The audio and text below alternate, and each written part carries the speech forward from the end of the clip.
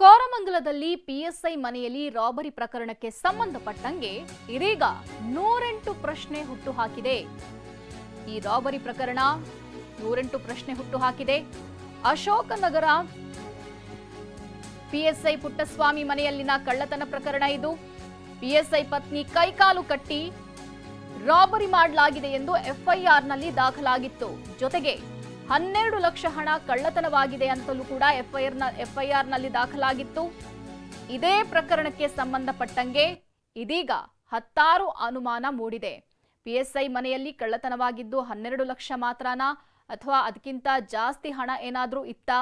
ಹಲವು ಅನುಮಾನಗಳಿಗೆ ಇದೀಗ ಪೊಲೀಸರ ನಡೆಯೇ ಕಾರಣ ಆಗಿದೆ. ಪಿಎಸ್ಐ ಮನೆಯಲ್ಲಿ ಕೇವಲ 12 ಲಕ್ಷ ಹಣ ಮಾತ್ರ ಇತ್ತಾ ಅಥವಾ ಇದಕ್ಕಿಂತ ಜಾಸ್ತಿ ಹಣ ಇತ್ತಾ? ಆ ಹಣ ಏನಾದ್ರೂ ಕಾಣೆಯಾಗಿದ್ಯಾ? ಈ ಬಗ್ಗೆ ಹಲವು ಅನುಮಾನ ಮೂಡೋದಿಕ್ಕೆ ಕಾರಣವಾಗಿದೆ. ಅದರಲ್ಲೂ ಮುಖ್ಯವಾಗಿ ಪೊಲೀಸರ ನಡೆಯೇ ಅನುಮಾನಗಳಿಗೆ ಎಡೆ ಮಾಡಿಕೊಟ್ಟಿದೆ. ಪೊಲೀಸ್ ವೆಬ್ಸೈಟ್ನಲ್ಲೂ ಕೂಡ ಎಫ್ಐಆರ್ ಮಾಹಿತಿ ಸಿಕ್ಕಿಲ್ಲ. 12 ಲಕ್ಷಕ್ಕಿಂತ ಹೆಚ್ಚಿನ ಹಣ ಇದ್ದಿದ್ರೆ ಈ ಹಣ ಯಾರಿಗೆ ಸೇರಿರೋದು? ಈ ಹಣ ಏನಾದ್ರೂ ರಾಜಕಾರಣಿಯವರದ್ದ ಅಥವಾ ಪೊಲೀಸ್ ಅಧಿಕಾರಿಯದ್ದ ಅನ್ನೋ ಪ್ರಶ್ನೆ ಎದ್ದಿದೆ. ಮಾಹಿತಿ ನೀಡಲು ಪೊಲೀಸ್ ಇಲಾಖೆ ಹಿಂದೇಟು ಹಾಕಿದೆ. ಇನ್ನು ಪ್ರಕರಣ ದಾಖಲಾಗಿ 20 ದಿನ ಕಳೆದರೂ ಖಾಕಿ ಮೌನ ವಹಿಸಿದೆ.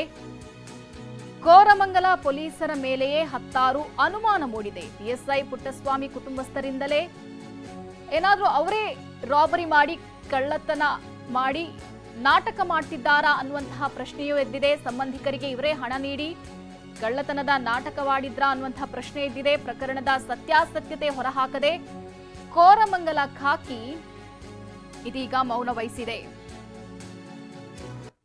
ಪ್ರಕರಣ ತನಿಖೆಯಲ್ಲಿದೆ. ಇವರು ಅಡಿಷನಲ್ ಸಿಪಿಯವರು ಹೋಗಿ ಬಂದಿದ್ದಾರೆ. ಪರಿಶೀಲನೆ ಮಾಡಿದ್ದೇನೆ. ಕಳ್ಳತನ ಇನ್ನೂ ಪತ್ತೆ ಆಗಿಲ್ಲ. ಏನಾಗಿದೆ? 10 ಲಕ್ಷ ರೂಪಾಯಿ ಹೋಗಿತ್ತು ಅವರ ಮನೆಯಿಂದ. ಸಮ್ ಗೋಲ್ಡ್ ಆರ್ನಮೆಂಟ್ಸ್ ಕೂಡ ಹೋಗಿತ್ತು.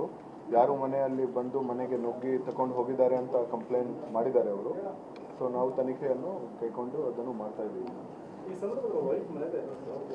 ವೈಫ್ ಅವರು ಮನೆಯಲ್ಲಿ ಇದ್ರು. ಅವರ ಬ್ರದರ್ ಫ್ಯಾಮಿಲಿ ಕೂಡ 2 ಫ್ಯಾಮಿಲಿ ಅದು ಒಂದೇ ಮನೆಯಲ್ಲಿ ಇರ್ತಾರೆ. ಸೊ ಇಬ್ಬರು ಸೇರಿ ಇರೋದು ಅದೇ ಮನೆಯಲ್ಲಿ.